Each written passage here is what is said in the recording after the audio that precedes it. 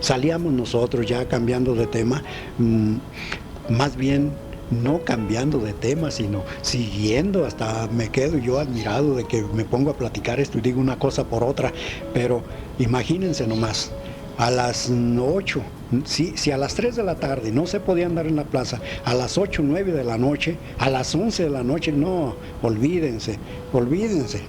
El 24, pues era la misa de gallo que le llamábamos. Esta misa era a las 12 de la noche, entonces, no, pues el templo estaba a reventar, el atrio era insuficiente, y entonces el atrio, pues no aparecía como está ahorita el atrio, un jardín tan bonito que tenemos, porque pues hay que llamarle al pan pan y al vino vino. Nunca habíamos tenido un jardín como el que tenemos ahorita. ¿Qué era el atrio entonces?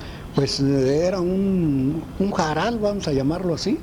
Y en un lado, por donde está la fuente ahorita, eran unos cedros grandes, unos cedros grandotes que servían para colgar las ristras, y allí quemaban la pólvora. Había unos pozos como de unos 30 centímetros de profundidad, unos 2 o 3 pozos, donde hacían la mezcla los albañiles que trabajaban en el templo, porque entonces estaba en construcción el templo. Y pues todo lo demás, lo único que había era unas 3 o 4 matas de laurel. Un laurel que había unas 2 matas de laurel blanco y otras de laurel rosa. Pero la gente allí se acomodaba para oír la misa. Salían de la misa pues a la 1:30, 2 de la mañana, y aquello, pues nomás imagínense. Ya toda la gente que no iba a misa, pues se prevenía de agarrar bancas, porque pues entonces nomás eran las bancas que estaban alrededor de la plaza. En las callecitas, en el centro de los jardines, pues no estaba como está ahora. Era un jardín que tenía un poceloncito bajito, como al tanto de unos 5 o 10 centímetros de altura, y lo demás todo era puro jardín. Un jardín muy bonito que lo tenían también cuidado, pero en esa fiesta, pues ya el 26 amanecía todo destruido, porque toda la gente subía al jardín, y pues se apoderaban algunas familias de las bancas y ya no las soltaban, ahí se quedaban sentadas, y si querían dar alguna vuelta esperaban al pariente, al amigo, ven y te sientas un ratito y mientras yo me voy a dar la vuelta. Era como se turnaban para sentarse un ratito, para descansar, y seguían dando la vuelta las muchachas y muchachos, gentes, casados y no casados, dando la vuelta como hasta por ahí a las 3 de la mañana.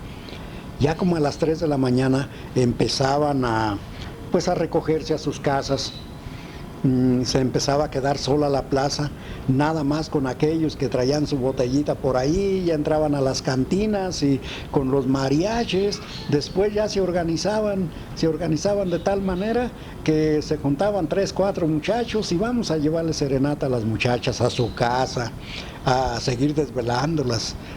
Y la novedad del día siguiente, ay fulanita, te trajeron gallo, mira que tu novio sí te quiere, él sí te trajo gallo, solo a mí no me trajeron nada. Bueno, eran comentarios, porque pues entonces el 26 de diciembre no había el día de campo que ahora se hace allí en el Pinal.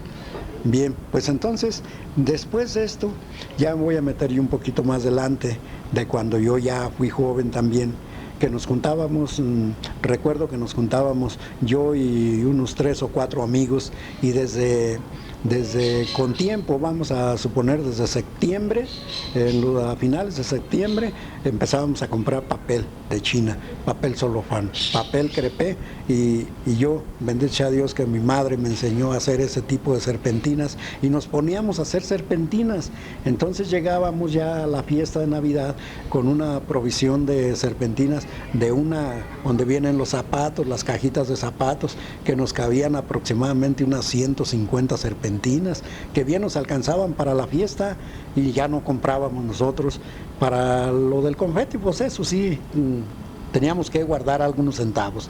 Y como les decía hace un momento, pues ya cuando se acababa la fiesta, nosotros éramos inseparables y nos juntábamos y vamos a agarrarnos un mariachi, vamos a llevarles serenata a la muchacha fulana, a la muchacha mengana, pues vamos, ya iba uno con el maestro de la música, del mariachi, ¿a cómo toca la pieza? No, pues que a 2 pesos, no, pues que yo se las toco a unos 50, y ya en competencia los mariachis, era lo que costaba una canción, 2 pesos, unos 50.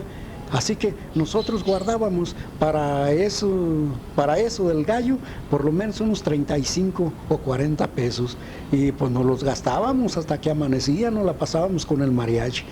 Era muy bonito aquello, muy alegre. Yo realmente sí añoro todo aquello y yo quisiera así con aquellas ganas, con aquel ánimo de que toda esta juventud hubiera conocido mi época. Una época que así como traía de alegrías, trajo de tristezas, porque de 1942 empezó a temblar aquí en Tinguindín, empezaba a temblar muy fuerte, llegó 1943 y fue cuando reventó el volcán. Recuerdo que pues aquí Tinguindín sufrió mucho los estragos que hizo el volcán, a pesar de la distancia que tiene, porque estamos bastante lejos de donde reventó el volcán, estamos a kilómetros de retirado. Bien, pues entonces vino la tristeza a Tinguindín en esa época. Estaban los techos, como eran puras casas rústicas, puras casas de adobe y teja, pues empezó a caer tanta arena que había veces los tejados no podían con la arena. En las calles caminaba uno y con los ojos llenos de arena. El piso de las calles llenos de arena. Era pues semejante a un desierto, Tinguindín. En las calles, yo recuerdo que eso fue el 20 de febrero de 1943, yo recuerdo que el volcán reventó pues más o menos a la 1 o 3 de la tarde por ahí. Fue un temblor muy fuertísimo que mi madre, que en paz descanse, no quiso salir al mandado y me mandó a mí. Yo tenía entonces 6, 7 años cuando reventó el volcán, y ya me mandó a mí a la plaza a comprar maíz, porque ya les platicaré de la forma cómo era el comercio en Tinguindín. Entonces ya fui yo a traer el maíz que se vendía por litros en la plaza, y me traje una medida de maíz y ya venía yo con mi maíz, pero la sorpresa es que tenía uno que caminar por media calle, sobre todo ese día, toda la gente por media calle, porque las tejas empezaba a temblar y las tejas se caían del tejado y era un montón, era un desastre, era una tristeza, pues ver a Tinguindín en esa forma.